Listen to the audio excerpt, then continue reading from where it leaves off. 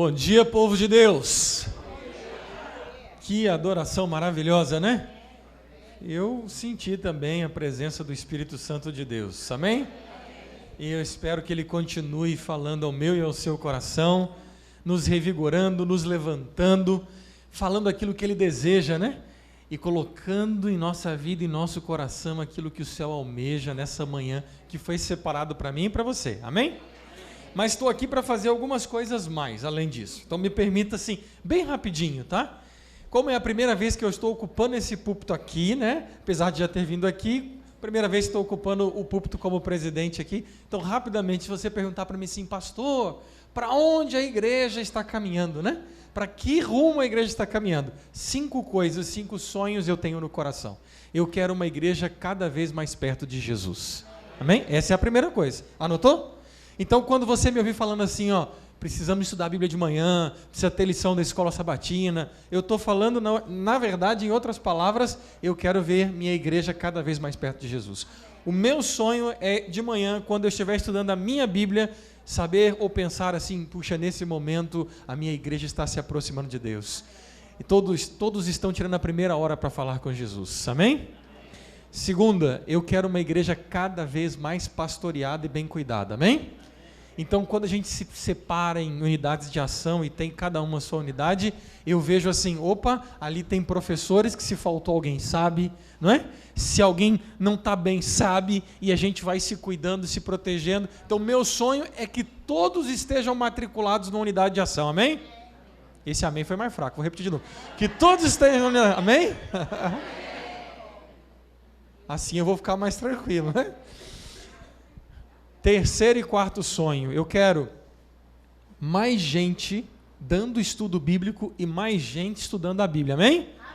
Afinal de contas é assim que Jesus vai voltar, amém? Amém? Aí, agora sim.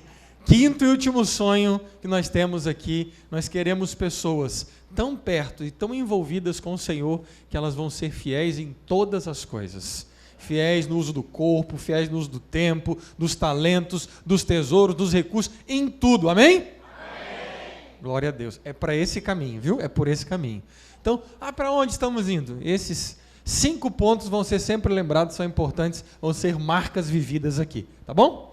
Segundo recado que eu quero dar do coração, eu estou aqui hoje, mas estaremos juntos durante toda a Semana Santa, amém? Então eu quero todo mundo aqui, amém? Amém. Inclusive o Ministério de Louvor. Tá combinado? Então tá bom. Aí, para dar certo, ano passado, vou contar rapidinho para vocês, eu fui para uma igreja, não vou falar qual, eles vão acabar sabendo depois, né? Você vai para lá, pastor? Vou para lá. Mas é uma igreja, lá é uma região mais dura e tal, mais difícil para fazer evangelismo. Mas vou para lá, não tem problema não, vamos juntos. Aí nós fizemos a mesma coisa que estamos fazendo aqui agora. Antes de fazer a semana, dias antes, meses antes, a gente foi na igreja e falou, ó, vou estar aí com vocês na Semana Santa.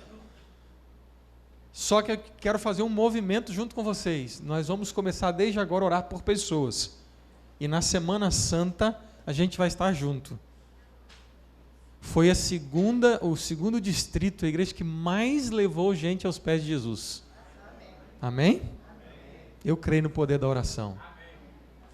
Existe um texto bíblico extraordinário, está em 1 Timóteo, no capítulo 2, versos 1 a 4. Não vou ler o texto todo por tempo, mas ele diz que nós deveríamos orar e interceder pelas pessoas, inclusive pelas autoridades. E ele termina dizendo assim, porque todos precisam conhecer a salvação. Todos. Então, um combinado, para ficar bem firme aqui, e para não sair assim, eu tenho que orar. Eu imagino que você está perto de uma pessoa que é próxima a você, certo? Ou é cônjuge, ou é amigo, é conhecido, não é isso? E imagino também que você trouxe celular. Então, você vai fazer o seguinte, você vai colocar no seu celular, mandando para essa pessoa que está do seu lado, 3 nomes de pessoas por aqui por perto, que vocês duas vão orar juntos. Então, ou vocês dois, 3 nomes, você vai mandar 3 nomes, eu vou orar por esses 3. E essa pessoa que está do seu lado, que vai ser a sua dupla, ou se não estiver do teu lado, você quer, vai ser minha dupla você, essa pessoa também vai te mandar 3 nomes. E vocês vão orar, vocês dois, pelos 6 nomes, 3 que você escolheu, 3 que a sua dupla escolheu, daqui até pertinho da Semana Santa. Amém? Quem vai acompanhar isso para mim? Quem é que vai acompanhar esse movimento de oração aqui? Todos vão participar. Eu quero saber alguém. Me ajuda, Rafael? Me ajuda? Então, todo sábado, lembra que estão orando pelos 6 nomes.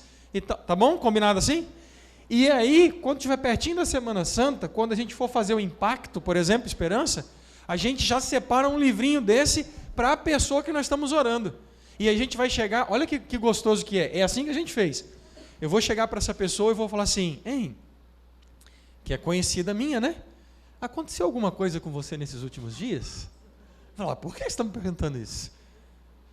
Fala assim, porque alguns dias atrás, o pastor foi lá na minha igreja e pediu que eu separasse nomes para que eu pudesse orar. Pessoas que eu gosto, que são especiais, que eu tenho respeito e carinho, que eu gostaria de ver bênçãos sendo derramadas na vida dessa pessoa, e eu me lembrei do seu nome. É impactante, né? E você é um dos nomes, e nesses últimos dias eu orei por você, tenho orado por você. Olha, você vai ouvir coisas lindas. Lágrimas, gratidão. Algumas vão dizer assim, eu sabia que tinha alguma coisa diferente acontecendo. E aí você vai falar, gostei então. Eu tenho um convite para te fazer. Essa semana nós vamos ter um movimento muito especial. Lá nós vamos nos aproximar de Jesus e vamos agradecer pelas bênçãos que Ele derramou nesses últimos dias. Inclusive as bênçãos que foram derramadas na tua vida. Você não gostaria de estar comigo? Inclusive conhecer uma pessoa que também orou por você, porque eu fiz uma dupla. No meu caso, fiz uma dupla com a Janaína, e ela vai estar lá, e ela também orou por você. Que tal você junto comigo? O que você acha? Não é um convite diferente? E aí eu quero ver assim, quem vai estar comigo nesse movimento de oração? Levanta a mão, deixa eu ver. Deixa a mão levantada assim, deixa a mão levantada. Aí, porque os homens estão tirando foto, o céu está tirando foto, e está registrando, viu? Amém? Já fez a sua dupla aí, não? Faça, mande, troque, né? Manda 3 nomes, recebe 3 nomes, vocês oram pelos 6. Está claro isso aqui? Claro? Pronto, agora sim, agora estou com mais paz no coração. Antes de pedir você para abrir o texto bíblico, mais um recado. Nós tivemos num lindo movimento dos Calebs nesses últimos dias, né? E hoje à tarde nós vamos celebrar isso com toda a equipe, grupo missionário, lá na Igreja Central do Rio de Janeiro, hoje às 3 horas da tarde. E vamos conhecer, inclusive, uma camisa que vai se unir a essa, que é o movimento da Semana Santa, é esse que nós damos start aqui. Então nós vamos celebrar os Calebs e vamos dar início a esse movimento evangelístico que levam as pessoas para perto de Jesus. Então você está convidado. Combinado? Vamos orar? Feche teus olhos. Pai bondoso, mais uma vez insistimos em oração, queremos ouvir a Tua voz através da Tua palavra. Que o menor sussurro da Tua voz não passe desapercebido, mas que o Senhor nos alcance. Fale conosco através da Tua palavra, Senhor, em nome de Jesus. Amém. Amém. Mais uma vez, obrigado, igreja. Privilégio estar aqui com vocês, especialmente com a minha família, Dona Janaína, seu Guilherme, que estão ali, família do pastor Paulo, que cuidam de vocês, viu? E eu vi hoje uma tecladista ou pianista nova aí no... Legal. Bênçãos. Abra sua Bíblia, livro de Êxodo, último capítulo 40. Está aqui já. Obrigado, gente. Eu ia perguntar do passador, está aqui na minha frente. Muito bem, vamos lá. Êxodo capítulo 40. Eu quero falar contigo a respeito de um dos maiores sonhos de Deus. Você já ouviu falar a respeito do santuário? Sim ou não? O santuário é um tema extraordinário, fantástico, tem muitas coisas boas. Eu não vou falar sobre todas elas, mas tem um aspecto especial hoje que eu gostaria de dividir contigo a respeito desse tema, porque ele revela um sonho que Deus tem, um desejo que Deus tem, para, quem sabe, acontecer hoje na minha vida e na sua também. Bom, esse sonho pode ser resumido, inclusive, nesse texto aqui, Êxodo 25, versos 8 e 9, que diz assim: e farão um santuário para mim, e eu o quê? E eu o quê? Façam tudo como eu lhe mostrar, conforme o modelo do tabernáculo e cada utensílio. Deus pediu para que fosse levantado um santuário, uma tenda, para que ele pudesse o quê? Habitar e morar. Claro que o santuário é carregado de símbolos e tem muito significado. Quando você olha para cada uma destas coisas que foi ali colocada ou construída, existe significado e existe lição para nós. Mas, na verdade, não só na tenda em si, quando você lê o que diz o apóstolo Paulo em 1 Coríntios, no capítulo 10, os primeiros versos, mas especialmente o verso 11, ele diz assim, que tudo aquilo que foi ali construído, ou tudo aquilo que foi vivido nesse período, desde a saída do Egito até a chegada em Canaã, foi escrito para quê? Para quê? Por quê? Como advertência e exemplo para nós. Então, quando nós lemos a história do santuário, ou essa história da saída do povo de Deus do Egito até Canaã, nós precisamos entender que nós estamos lendo uma história que foi escrita e está registrada com vários exemplos para nós, com vários significados para mim e para você. Claro, como eu disse, para muito além dos significados da tenda, das coberturas, dos espaços, porque eu sei que você já pensa nisso, né? Porque, vamos lá, o significa uma coisa, aquela cobertura vermelha outra, e o santo, o santíssimo, cada um desses detalhes tem um significado e tem uma lição, mas vai para muito além disso. Claro que você talvez se lembre do sacerdote com o peitoral de pedras, né, que representavam as tribos, o Urim, o Tumim, você fala esse, ali Deus se manifestava, decidia. Então você sabe que tudo isso tem símbolos, mas vai para além disso. Quando nós lemos toda essa história, tudo o que aconteceu, não só o santuário, tudo, desde a saída até a chegada de Canaã, faz parte deste símbolo. Uma espécie de maquete gigante que ensina para nós muitas coisas. Esse texto, por exemplo, Mensagens Escolhidas, na página 237, diz que a Moisés foi revelado tudo a respeito de salvação, das sombras que ali apontavam cada detalhe. Por que diz sombra, né? Porque assim, vamos lá, se eu estou aqui e o sol está batendo em mim, atrás de mim tem o quê? Tem o quê? Uma? E o que é verdadeiro, aqui ou a sombra? Aqui. Mas a sombra projeta aquilo que é verdadeiro. Então veja, todo esse sistema é uma sombra que aponta para o verdadeiro. Então veja, aqui nós estamos vendo sombras que apontam para aquilo que é verdadeiro, aquilo que deve ser aprendido e compreendido. Aliás, como eu disse, tudo aquilo tinha um propósito de ensino. O próprio Moisés, por exemplo, e não só a tenda, era uma espécie de símbolo ou de sombra que apontava uma coisa. De acordo aqui com o livro Patriarcas e Profetas, na página 234, Moisés era um tipo de Cristo. E por quê? Moisés foi aquele que foi escolhido para ir até o Egito e ser o libertador do povo, entenderam? Mas quem é o verdadeiro libertador do povo? Quem é o verdadeiro libertador?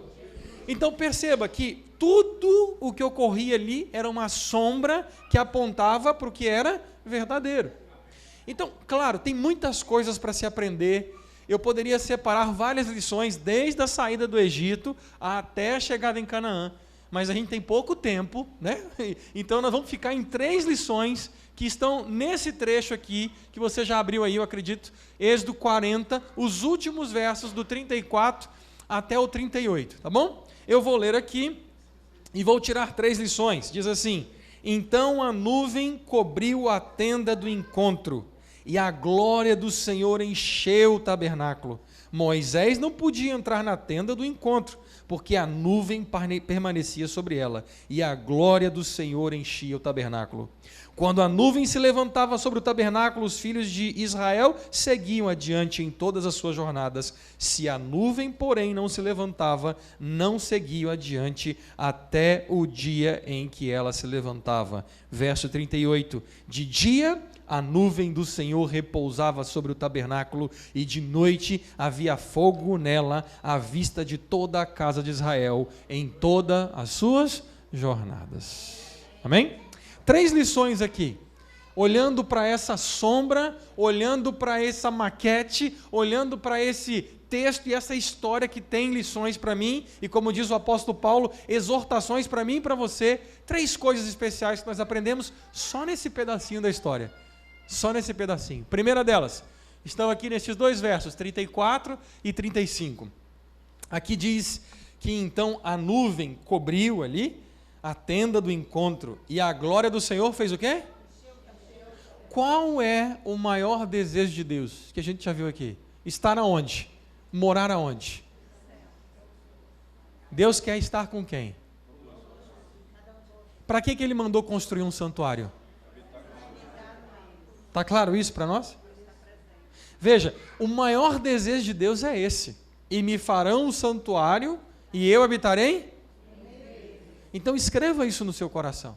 Primeira lição é essa. Deus quer estar no meio do seu povo.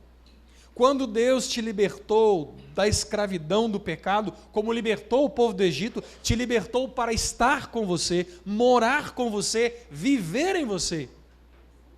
Então, Deus quer levantar um tabernáculo para morar no meio de nós, estar comigo e com você. Porque o maior desejo de Deus é se manifestar na sua vida. Para isso te libertou do Egito, para isso te tirou do pecado, porque Ele deseja estar com você. Eu gosto muito desse texto, João capítulo 1, verso 14, porque ele fala como Jesus Cristo entrou nesse mundo, diferente dos outros 3 evangelhos. Porque Mateus, Marcos e Lucas falam da entrada de Jesus nesse mundo através do nascimento virginal, não é isso? Que uma virgem concebeu. No entanto, o evangelho de João fala um pouquinho diferente. Ele introduz Jesus no mundo de forma diferente. Ele diz assim, e aquele que era a palavra tornou-se o quê? Tornou-se carne e fez o quê? Entende? João está resgatando aquela imagem do Antigo Testamento, da tenda, dizendo, Deus se fez carne e fez o quê? Habitou, viveu entre nós. E segue o texto, olha que extraordinário. Aliás, apenas um acréscimo, né? Essa palavra habitou ou viveu também pode ser traduzida como tabernaculou. Em outras palavras, construiu uma tenda para morar conosco, né? Agora, olha que interessante que diz aqui. E vimos a sua o quê? Glória como do unigênito do Pai, cheio de quê? Isso não te lembra alguma coisa, não? Acabamos de ler Êxodo 40, não é isso? O que acontecia quando Deus se manifestava na tenda? A tenda se enchia de quê? E de graça. Entende? João está resgatando exatamente a sombra para falar da realidade. Ele está dizendo assim, esse é o desejo de Deus. Jesus vem aqui para manifestar o desejo de Deus, que é através de Cristo habitar no meio de nós, em mim e em você, tabernacular na sua vida, na minha vida, construir tenda no nosso coração. Se alguém me ama, guardará a minha palavra, meu Pai o amará, nós viremos a Ele e faremos nele? Esse texto é importante. E às vezes esquecido. Você quer ver um texto que a gente tem de cor? João 14, de 1 a 3. Tem ou não tem? Como é que é? Não se turbe. Credes em Deus? Na casa de meu Pai? O que tem na casa de meu Pai? E por que a gente decora esse texto? Porque a gente quer morar lá. É ou não é? Você não quer morar lá? Então você decorou esse texto porque o seu desejo é morar lá. Mas o problema é que a gente para aqui. A gente deveria terminar de ler o capítulo. Porque no final do capítulo 14 diz assim, então tá, você quer morar lá? Então, se alguém me ama, guardará a minha palavra, meu Pai o amará, nós viremos a Ele e faremos nele? Em outras palavras, se um dia eu quero morar lá no céu, hoje, Jesus e Deus precisam morar onde? Aqui. Entenderam? E como é que faz isso? Guardando a palavra. Quando eu guardo a palavra, quando eu vivo a palavra, Deus e Jesus Cristo se manifestam e vêm e moram em minha vida. Esse é o desejo de Deus, que a gente seja templo vivo da presença dEle. Lembra dos textos do apóstolo Paulo, 1 Coríntios 3, 1 Coríntios 6? São 2 ocasiões que o apóstolo Paulo diz assim, nós somos o quê? templo, santuário do Espírito Santo. E Ele deseja o quê? Habitar em nós, morar em nós. Então, o que está sendo repetido aqui é aquilo que já foi lembrado desde o Antigo Testamento. Deus te libertou para morar em você, para habitar em você, para fazer de você templo vivo da presença dEle. Amém? Anotou a primeira lição? O que Deus quer fazer? Amém. E para Deus morar na minha vida, o que eu preciso fazer? Guardar a sua palavra. Está claro isso? Amém? Então vamos para a próxima. Continuando o texto que nós estamos lendo, estudando e relembrando as lições, vamos agora para o verso 36 e 37, que diz assim: sempre que a nuvem se erguia, o que acontecia? Então a nuvem estava ali, parada. A nuvem se erguia e seguia, o que o povo fazia? Seguia a nuvem. Mas se a nuvem não se levantava e ficava, o que o povo fazia? Ou pelo menos, o que o povo deveria fazer? O que isso ensina? Exato. Quem tem que dirigir a nossa vida? Quem tem que conduzir a nossa vida? Então, se Deus disse assim, agora é hora de ficar, a gente tem que? Se Deus está dizendo assim, agora é de ir, a gente tem que fazer o quê? O problema é que às vezes na vida, a gente quer ir quando Deus mandou, fica. Ou a gente quer ficar quando Deus mandou? Para várias coisas, né? Mas deixa eu dizer uma coisa para você. Quando você toma o controle da sua vida e caminha sem a presença de Deus no deserto, você corre o risco de padecer nele. Porque todos nós fomos libertos do Egito e estamos sendo conduzidos para Canaã, para o céu, não é isso? O problema é que entre o Egito e Canaã, nós temos um negócio chamado o quê? E se Deus não te acompanhar no deserto, você vai padecer nele. Então Ele precisa dirigir, você precisa permitir que Deus dirija a sua vida, que Ele conduza a sua vida. Eu gosto dessa fala de Moisés, nesse contexto, em Êxodo 33, no verso 15 em especial. Porque num diálogo com Deus, Moisés disse assim para Deus: se não fores conosco, você tem coragem de fazer essa oração? Olhar para Deus e dizer assim: Senhor, se não é para ir comigo, então não me manda para lá. Qual é a compreensão de Moisés? Sem Deus não dá. Viver sem Deus no deserto não dá. É morte. Então, Senhor, por favor, não me envie se o Senhor não puder estar comigo. Provérbios 3, 5 e 6. Confie no Senhor de todo o seu coração e não se apoie em seu próprio. Reconheça o Senhor em todos os seus caminhos e Ele endireitará as suas. Amém? Nem sempre é fácil isso aqui, viu? Porque eu estou dizendo, na verdade não eu, mas a palavra, de que às vezes você vai ter que deixar de lado o que você entende como melhor, o que você acha que é melhor, para seguir a direção de Deus. Deixar de fazer o que você quer e não se apoiar no seu entendimento, mas se apoiar no entendimento de Deus. Ele vai endireitar os seus caminhos dessa forma. Você crê nisso? Amém? Quem não ouve a palavra de Deus, você conhece esse texto, né? Anda no escuro. Quem não dá ouvidos à palavra de Deus, anda no escuro. Porque a palavra de Deus é lâmpada para os nossos pés e luz. Então deixa a palavra iluminar os teus passos.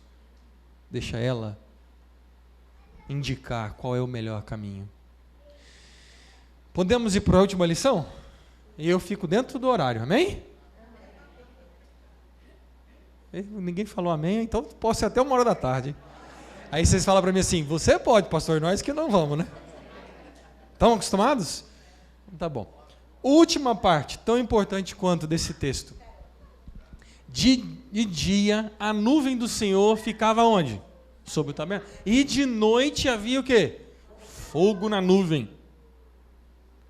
À vista de toda a nação, em todas as suas. Deus quer habitar em você. Anota aí, ó. Deus quer habitar em você, dirigir os seus passos, de forma que todos percebam a presença dele na sua vida, em toda a sua jornada, no seu trabalho, na escola, na rua caminhando, em casa. A nossa caminhada tem que ser assim. Porque a partir do momento que Deus toma conta do teu coração, estabelece morada em você e começa a dirigir os teus caminhos, coisas diferentes vão acontecendo. E as pessoas vão olhando e vão percebendo, gente, tem alguma coisa diferente nessa pessoa. Alguma coisa habita nessa pessoa porque ela é diferente demais. Deus quer que você seja testemunho vivo da presença dele. Essa é uma profecia de Isaías que revela um sonho de Deus. E eu digo com toda a força do meu coração, eu gostaria que essa profecia se cumprisse na tua vida.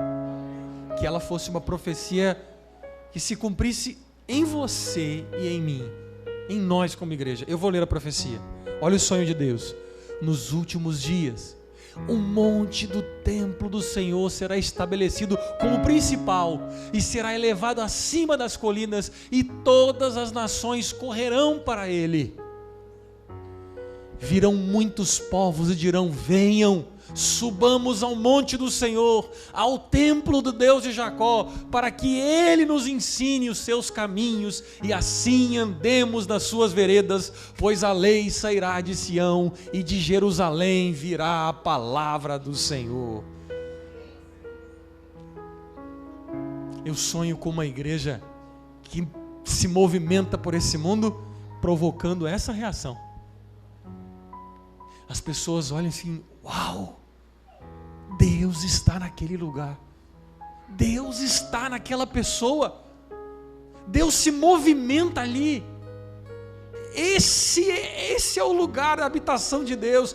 Dali sai a palavra de Deus, as melhores orientações. Eu quero fazer parte disso. E as pessoas vão vindo de todos os lugares dizendo: eu quero participar disso também, eu quero viver isso também. Me ensine a palavra de Deus, porque eu também quero que Ele dirija a minha vida como Ele dirige a sua. Eu quero que esse sonho se realize, que essa profecia se cumpra na minha vida e na sua. Como diz Jesus Cristo em Mateus no capítulo 5, 14 em diante: vocês são a luz do mundo. Não se pode esconder uma cidade construída sobre um monte, e também ninguém acende uma candeia e coloca debaixo de uma vasilha. Pelo contrário, colocam num lugar apropriado e assim ilumina todos os que estão na casa. Assim brilhe a luz de vocês diante dos homens, para que vejam as suas boas obras e glorifiquem ao Pai de vocês que está nos céus. Você crê? Então que Deus realize essa obra na minha e na sua vida. Que essa sombra seja uma realidade aqui nessa igreja e em cada coração. Que o seu coração seja morada de Deus. Que Ele habite em você. Que Ele dirija os seus passos. Que você viva pela direção do Senhor. E que você e eu possamos ser testemunhos vivos da presença dEle, de forma que as pessoas, ao olhar para mim e para você, se convertam e venham viver a mesma experiência que nós temos ao lado do Senhor. Nós vamos ouvir um louvor e depois eu quero orar para que estas bênçãos se manifestem nesse lugar, na minha vida e na sua vida, em nome de Jesus.